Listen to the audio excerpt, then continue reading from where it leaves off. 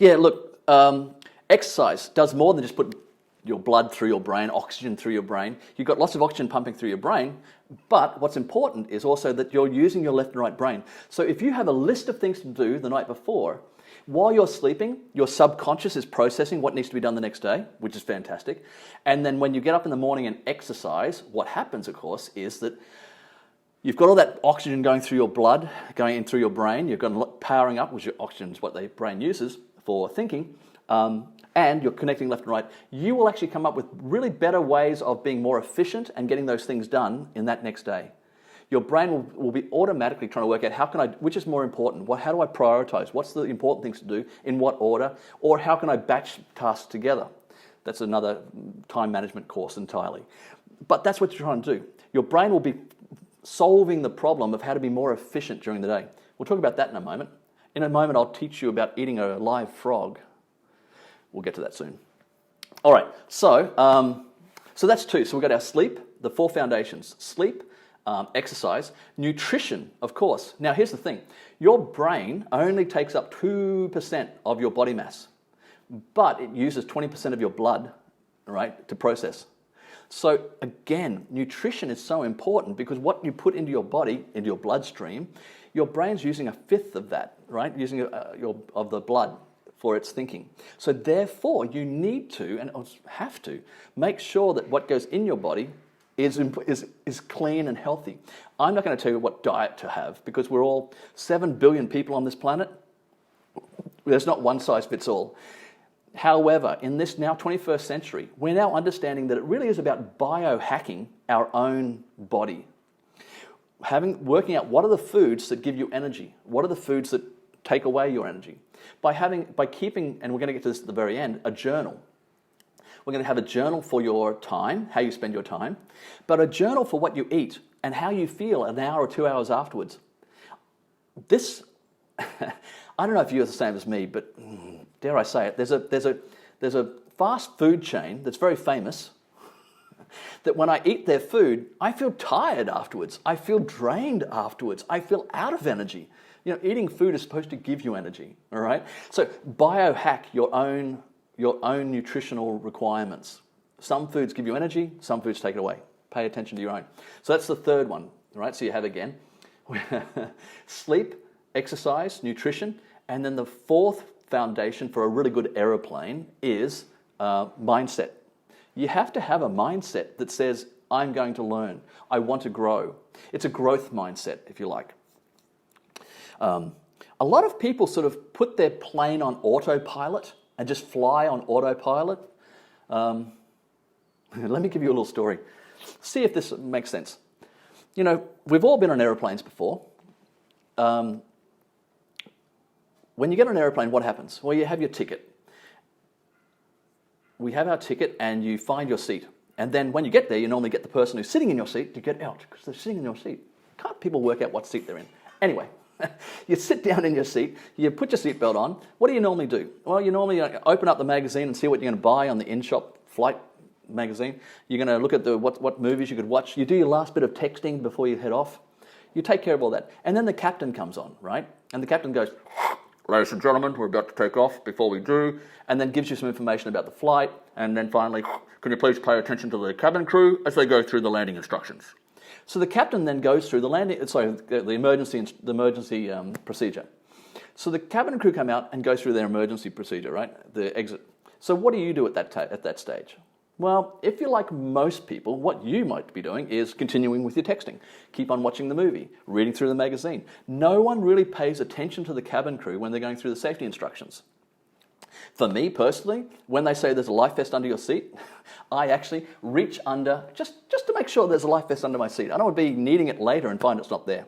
Okay, so you settle into your seat and you take off. And you're flying at 30,000 feet and then the captain comes on again. Ladies and gentlemen, there's some problem with the engines. We're going to have to make an emergency landing in the ocean. Can you please pay attention to the cabin crew as they go through the safety instructions? So now we're about to make an emergency landing in the ocean and the cabin crew come out to go through the safety instructions. Now how are you going to listen? Now how are you going to pay attention to that information? Well, probably as if your life depends upon it, right? When they say that there's a life vest under the seat, yes, you are going to go grab it. When they say that the emergency exits are located here, here, and here, what are you going to do? You're going to look and work out which one's the closest one to you, which is how are you going to get to it, which is the direction, which way you're going to get up. You take that information and you use it immediately. You apply it to your life. Well, I would suggest that in a 24-hour day, that's how you should be taking all information in. Applying it to your life as if your life depends upon it.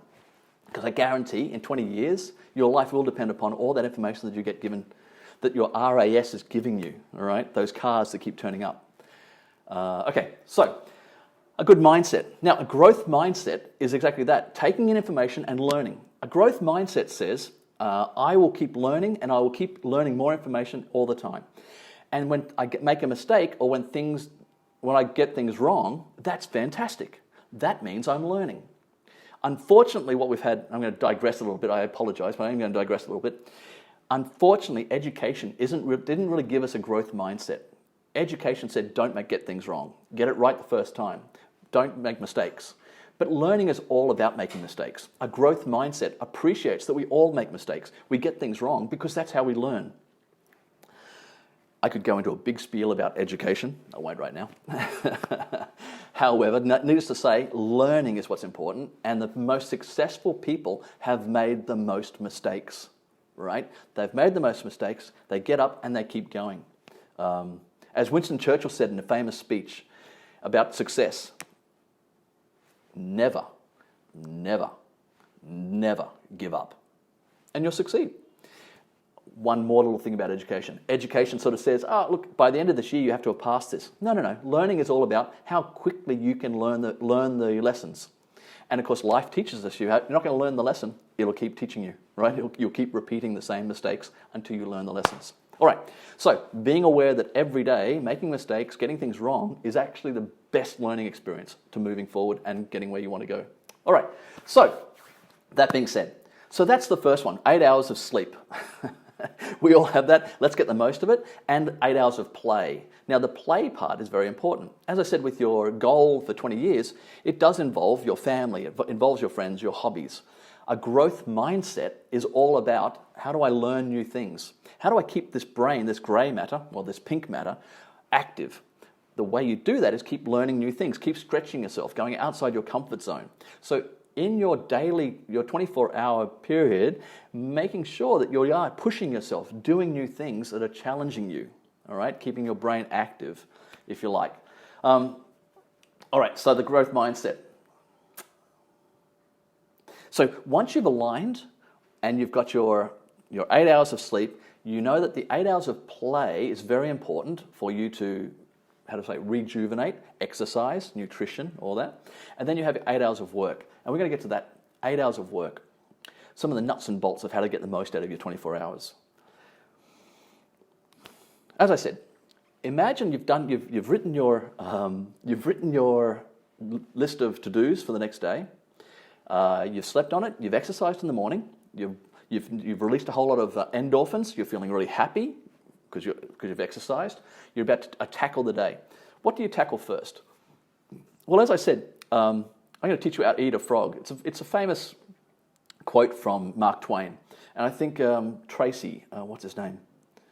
Basically, a very good time management technique is the first thing you do in the morning. Well, Mark Twain said it this way. If the first thing you do every morning is eat a live frog, that's right, ribbit, you can be happy or rest assured that you go through the rest of the day knowing that that's probably the worst thing that's going to happen to you for the rest of the day, right? The idea being that your live frog that you're going to eat in the morning, Brian Tracy, thank you very much, Sophia. Brian Tracy. So know that that's the worst, if you make sure that the first thing you do every morning, after you've done your exercise, you've got your endorphins, you're really ready to attack the day, you choose the biggest, most difficult task that you've got on your list. The one that you would most likely procrastinate on. The one that's most important to you moving forward. We're going to talk about in a moment about how to identify what are the important things to do in moving forward. So your frog up to you, is those things that have been sitting on your desk, or the things that you most resist doing, that will move you forward the most on your journey to 20 years, wherever. All right? So that's the first one. Eat your frog. Do the biggest and most difficult task first from your list. First one. And then, how to identify what are the important tasks to do and what aren't. Now, I'm going to have to say there's a principle that's been around for over 100 years. So this is not new technology. This is not the latest trends and fads. These are proven strategies that famous CEOs have used for decades on how to get ahead.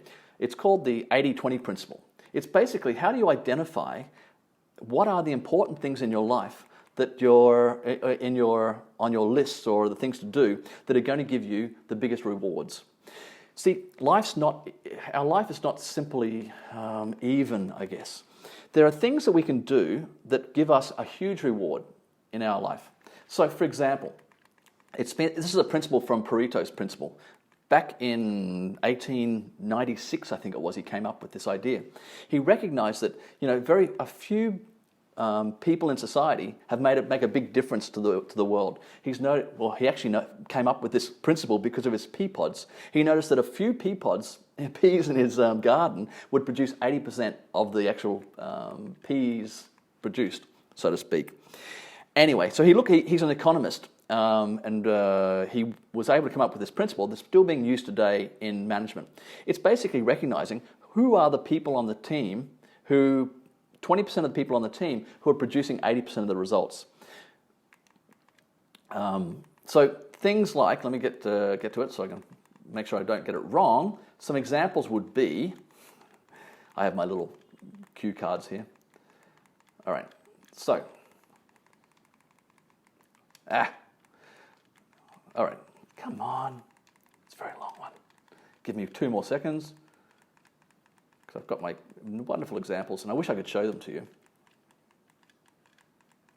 Anyway, so things like in a restaurant, 20% of the items on the menu produce 80% of the revenue. 20%, and you probably recognize this, 20% of the drivers on the road produce 80% of the accidents, right? What else we got?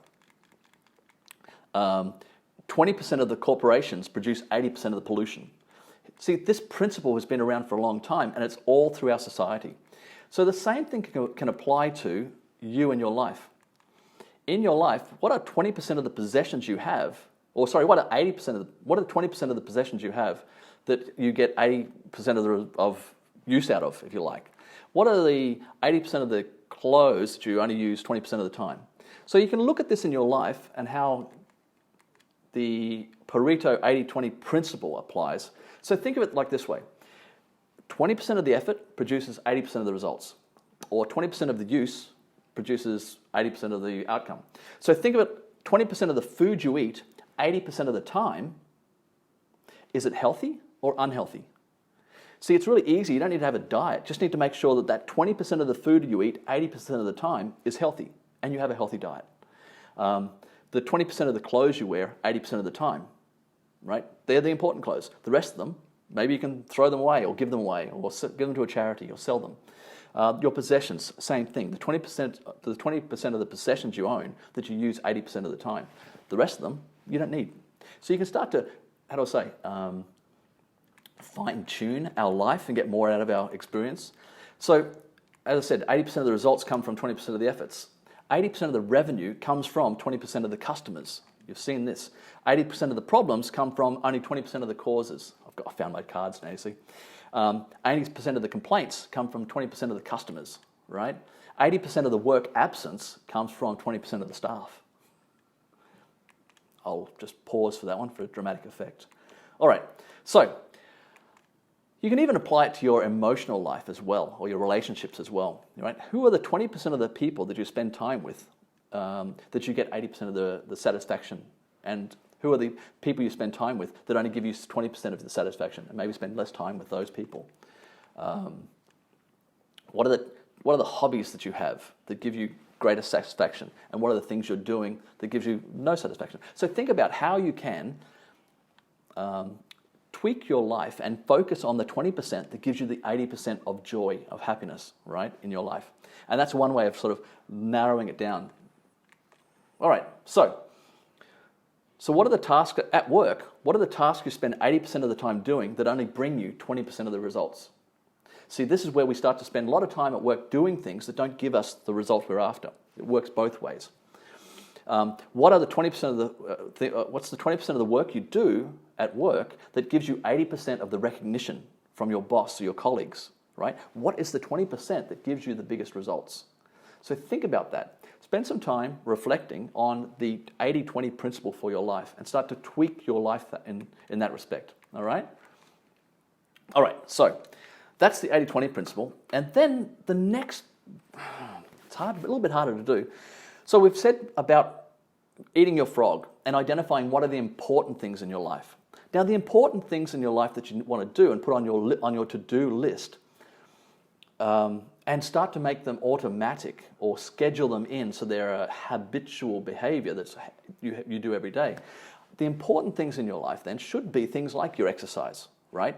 Your relationships with people, your nutrition, eating healthy. What are the important things in your life that are important for you on your journey to make sure that you live a healthy, happy life and get the most out of it? And of course, work is part of it. So there's a matrix. It's actually called the Eisenhower matrix because President Eisenhower, way back then, came up with it. And it's basically about how do you prioritize your tasks so that you make sure that you do the things that are important. And it's distinguishing between what's important and what's urgent. Now, it seems like a strange little distinction, but things that are important and are also urgent, well, they have to be done straight away, right? Things that are important and urgent have to be done straight away. But tasks that you have that are important but not urgent, we tend to not do them straight away. We tend to leave them go, wait, right? And maybe procrastinate on them, but they can be put into kick them down the road if you like, leave them go. But these are the tasks that really need to be scheduled into your daily routine, your to-do list, right? The tasks that are important but not urgent. They're important because they give you a better life. They're your 20% that gives you 80%. So things, as I said, like exercise, that goes in there. Having good relationships with people. All the tasks that are important for your work. That 20% that's going to give you the 80% credit, recognition and credit. But what ends up happening is we don't do those things. They're important, but they're not urgent. And if we don't do them, what happens? They end up becoming urgent. They suddenly, the deadline's now due tomorrow. Oh my goodness. And now it's urgent. I have to do them. So what we're trying to do is we're trying to spend less time doing things that are important and urgent, crisis management, living off the next crisis after the next crisis after the next crisis, and try to become more proactive and scheduling into our day the tasks that are very important, and I will not let them go. I will make sure that they get done every day, or as you need them, all right? So these are proactive tasks that are going to really enhance your life. Now, the other one is, of course, important, but not urgent. Hang on a second. Sorry, start that again. Not urgent, urgent, important, not important, but urgent, sorry. So they're not important, but they're urgent. Now, if they're not important, but they're urgent, can you delegate them? Things that are not important but urgent are the 20%, are the things that you will do, spend your day doing, spend your day all day doing something that's not important but it's urgent, and then at the end of the day you go home and think, where did that day go? Right? These are the things that you're spending 80% of your time on that are only giving you 20% reward. These are the things like answering lots of emails continually coming in, other people's interruptions, tasks that other people are asking you to do, right? So chances are these tasks, they're important, so they're urgent, but they're not important. If you can delegate them to somebody else, right? Because they're not important for you. So you can delegate those. And that's how you start to spread up and give yourself more time throughout the day. Start delegating those tasks, or just simply saying no to people. How are you at being able to say no to interruptions from other people who need you to talk to them, need to share this with you, all right? So those ones are, It's a strange one because a lot of time, people who are given from above, management, are given tasks that are urgent and important because your boss has given it to you. Chances are your boss had that task. It was urgent but not important for them. So what did they do? They delegated it to you. All right. So you're getting tasks from above, from somebody who's got who has a task that's not important but it's urgent. So they give it to you. Same thing. Do you have tasks like that you can delegate to somebody else? All right. And of course, the last one is the time waster. So this last one is a time waster. The things that you spend too much time doing. Look, you need to rest. I talked about getting rest, and you need to have a downtime. We can't work 100%. The plane can't fly in the red with the engines revving on full rev all the way through. You have to have downtime. What happens though is our downtime starts to stretch out. Especially with social media, we spend a lot more time wasting time. So how are you at managing your time wasting? All right. See, what's important but not urgent is resting, but we want to make sure that we spend little time doing it, short bursts of focused rest, and then get back to what's important, doing our tasks that are important. When we're overwhelmed, what do we deal with the tasks when we're overwhelmed? And that's the point. Can you delegate? So look at the tasks you've got, and there's too much to do. Can you delegate, or can you say no to these tasks, or put them off, or can you batch them together? See, emails are one special one that wastes a lot of time. So can you narrow your emails down to 3 times in the day? Emails are not meant to be a phone call. So can you, just check your emails focus now, for 30 minutes, I'm going to look at my email. If you do that and you focus your time on just a set period of time for 30 minutes, what happens is you focus on what's important. You automatically do. We do this automatically. I'm short on time. All the unimportant things get taken out, and we're able to become very crystal clear about what's important to do to get the task done in that time. So giving yourself time frames on a daily, hourly basis allows you to really be able to focus and concentrate on the tasks that are important. You automatically remove the unimportant things that are distractions, if you like, and focus on those tasks. So giving yourself time limits is very important. I wasn't going to mention it, but there is a Pomodoro, the technique of actually spending 25 minutes, focused, concentrated effort, remove all distractions, focus, concentrated, give yourself 25 minutes, set your timer for 25 minutes, and then once you've done that, you take a 5-minute break. A 5-minute break to check your social media, whatever it is, and then get back to another in-depth, concentrated, focused, another 25 minutes, and then another 5-minute break. And you do that 4 times, and then you take a 20-minute break. So this is a way to really, hone in on what's important for you to get done. If you're overwhelmed, this is a way to really process and get through the tasks very quickly, very efficiently. It stimulates your thinking and your adrenaline and gets you focused and be able to do the tasks that are important. So a 25-minute focused, concentrated, don't disturb me, remove all distractions, remove your telephone, remove all of that, and focus for 25 minutes, and then have a 5-minute break. Focused 5-minute break. Go out, take a walk around, come back in, sit down, next one. All right. So it's like rounds of boxing, I guess. So boxing, you've got 10 minutes or 5 minutes to do your best, and then sit down, have a break, and then get in there for another 5 minutes, and then have a break. All right. So that's a good way of doing it as well. All right. So now, we know what we want to do. We want to schedule in the important tasks.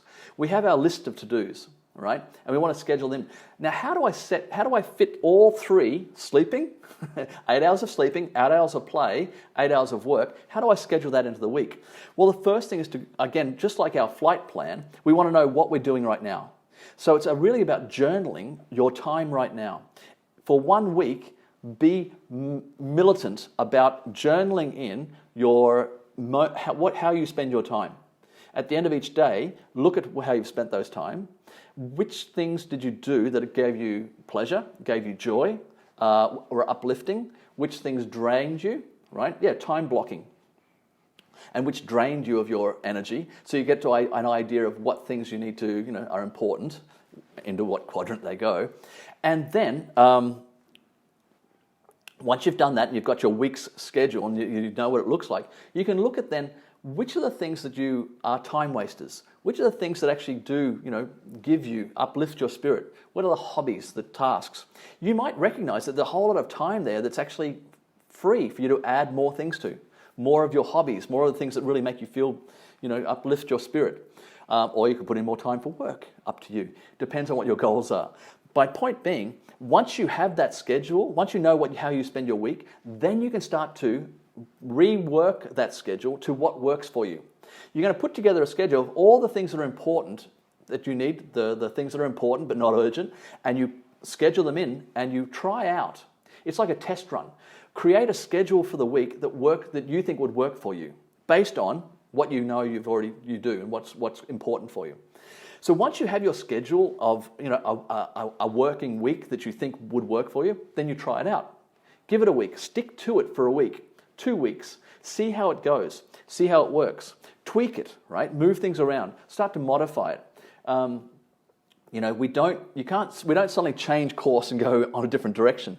We now have set our schedule and slowly we start to tweak it to make it work for us. All right? Adding bits and pieces. You may recognize that there are spaces there where you can add, a new hobby, a new skill that you might want to learn, or whatever it might be, spending more time with friends. So once you've got that and you've been able to tweak it and put it together, that's it.